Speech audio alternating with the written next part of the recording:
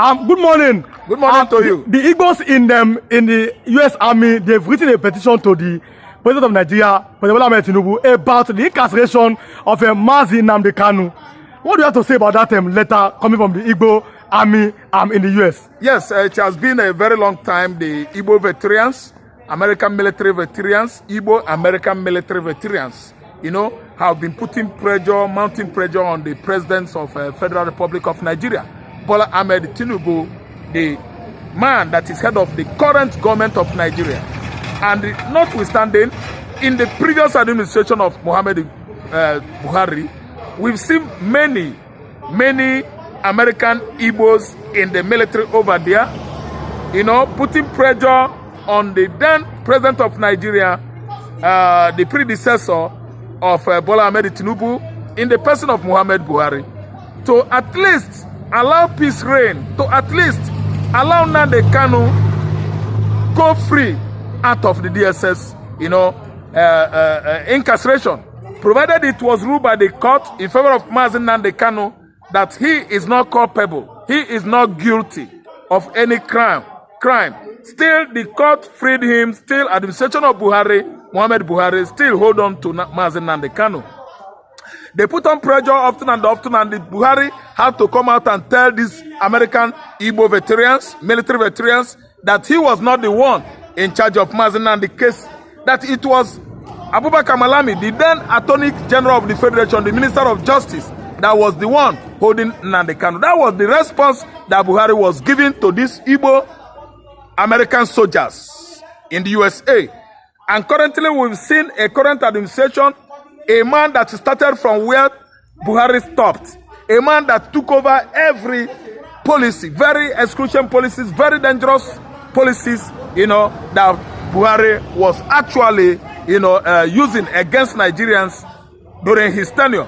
Tinubu continued from where Buhari stopped. And today we've seen Nnamdi Kanu case as it was at least,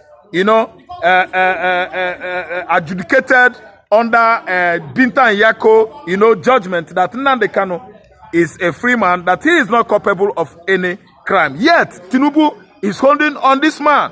Tell me why Tinubu should not allow the court ruling to have its way. Why Tinubu could not allow the court ruling to at least take its course. It is called in a legal language, legal practitioner, court contempt. Not allowing court rulings to stand. It is called court contempt. Tinubu has been at least bullying the judiciary department because he has the money, because he's the commander-in-chief of the armed forces. A mandate actually he stole from an Igbo man. And then Nnamdi Kanu himself was agitating for freedom of Biafran people. He was agitating for Nigerian people, government, to allow to this at least continue marginalizing Igbo nation, Igbo people, southeastern states. And that was what Tinubu actually severed. Tinubu wounded that fight, that instruction, that law, the more, when he could not actually allow the person that won last year's, at least 2023 presidential election, that is Peter Obi, the former governor of Anambra State, outrightly won Tinubu hands down. Tinubu's APC, Tinubu-led party, was beaten hands down by Labour Party in 2023 presidential election. They could not allow Obi to at least ascend to the throne, to that exalted office. Nigerians outrightly, Yoruba, Igbo, everybody voted Obi during 2023 presidential election. And Tinubu used his money, collaborated with the INEC, umpire called INEC chairman, Mahmoud Yakub, to at least rip the Igbos off, to at least steal the mandate given to Greg Obi. And it was the first time the whole Nigerians came together unanimously and took that kind of, decision, that it was an Igbo man actually that won the 2023 presidential election. Tinubu could not actually see what is right there.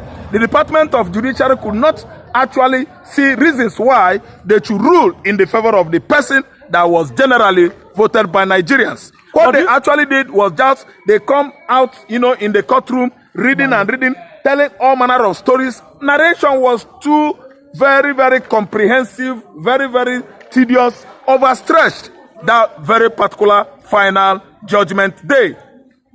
The level of the narration by the chief justices and judges, by Nigerian lawyers, the narration was overstretched and too what? Tedious. Nigerians in the courtroom, everybody slept up.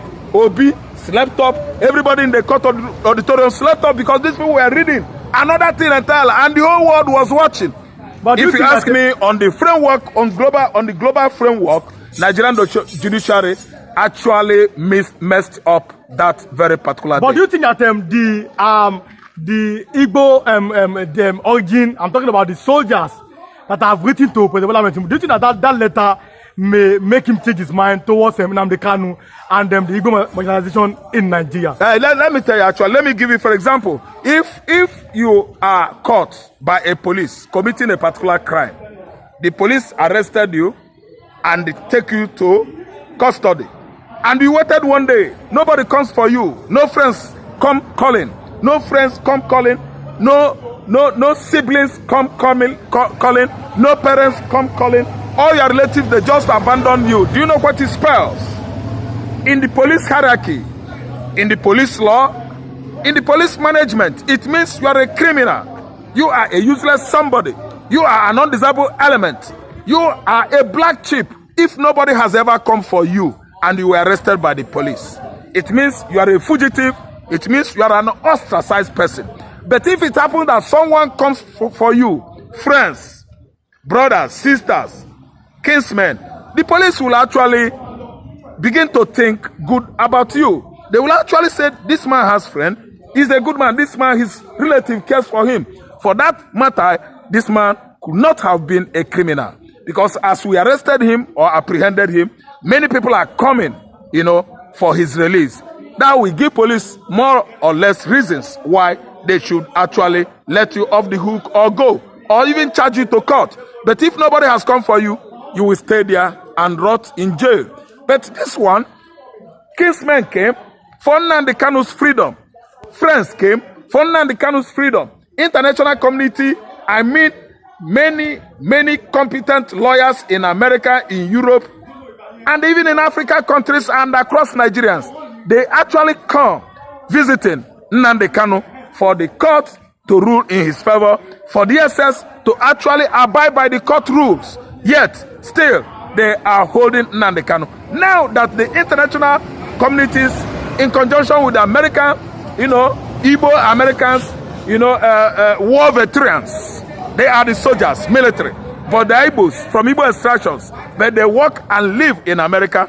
They work in America, military. They have been actually putting pressures, coming to Nigeria, visiting, so that Nnamdi Kanu will be let off the hook. And that has gone a long way to explain, to tell the whole world that Nnamdi Kanu is not a criminal. He is a very, very important person to Nigerians, to the Igbos in Europe, to the Igbos in America, which is why these war veterans living in America from Igbo extractions, from Yoruba extractions, and other tribes in Nigeria are writing Bola Ahmed Tinubu to let Nnamdi Kanu, who has already been at least deproscribed by the court, to go free. He is free, and there's no other ways anybody could just translate or even define Nnamdi Kanu's ability to be culpable.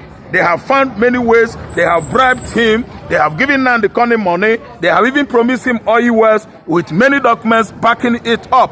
Kanu said no, he would not do that. He said he wouldn't, because betraying Biafra to him is like killing his parents. Disallowing his parents were demised and disallowed by the regime of retired General Muhammad Buhari, who was so much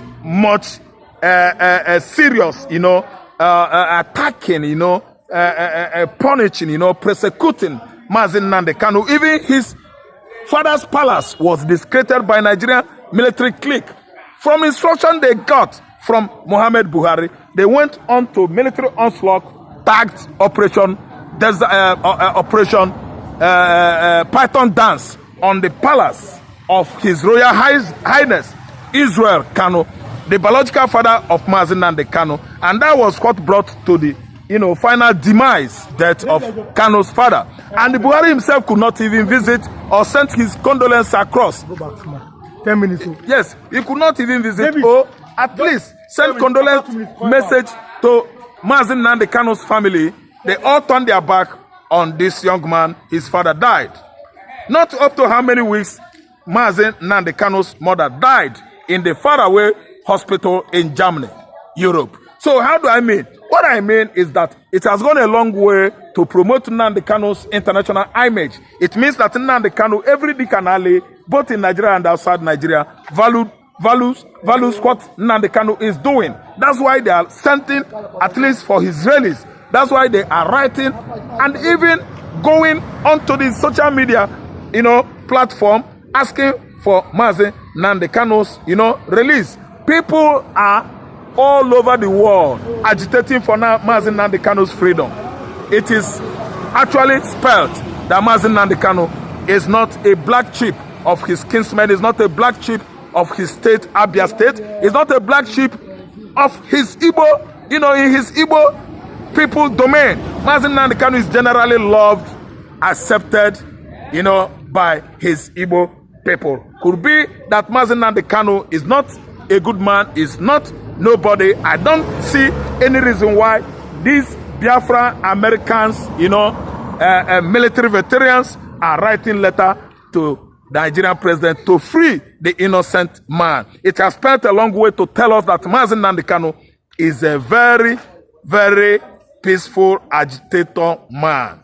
His agitation group, the indigenous people of Biafra, in the past had won many awards from Guinness Book of Records, most peaceful agitation group in the world. Then again, what about Bloomberg International, Transparency International, and other rating establishments? They had actually given indigenous people of Biafra agitation as the most peaceful in the world. There was never a time any rating establishment outside Nigeria has come out to proscribe Mazi Nnamdi Kanu agitation group, IPOB, as a terrorist group. No, they actually have seen IPOB as a peaceful agitation group in the UK, in the France, in India, in Israel, in America, even the United Nations.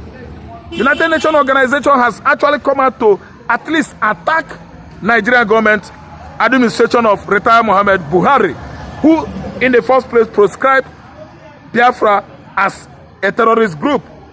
Malami, the Attorney General of the Federation, has been castigated, has been written off by a Canadian Minister of Justice, Justice Kelechi, as a disgrace to legal practitioner. Why did they call Abubakar Malami, the then Attorney General of Federation during Buhari regime, a disgrace to legal practitioner? It is because he has come out to proscribe a group that is very peaceful. He has come out to approve a man to be a terrorist that was kidnapped by Nigerian government under Muhammad Buhari from Nairobi into Nigeria. As he gave it kudo, as this Justice Minister Abubakar Malami approved it right that Nnamdi Kanu actually should be kidnapped. The other justices, Minister of Justice, the ministers, legal practitioners, lawyers, and chief justices around the world begin to actually now make call, put calls across, writing across, into the Nigerian contraction, castigating Malami that he is doing the wrong thing, that he does not even supposed to have a position in the legal practitioner, arena. Thank you so much. Okay. Thank you for always coming out for your view. Thank you.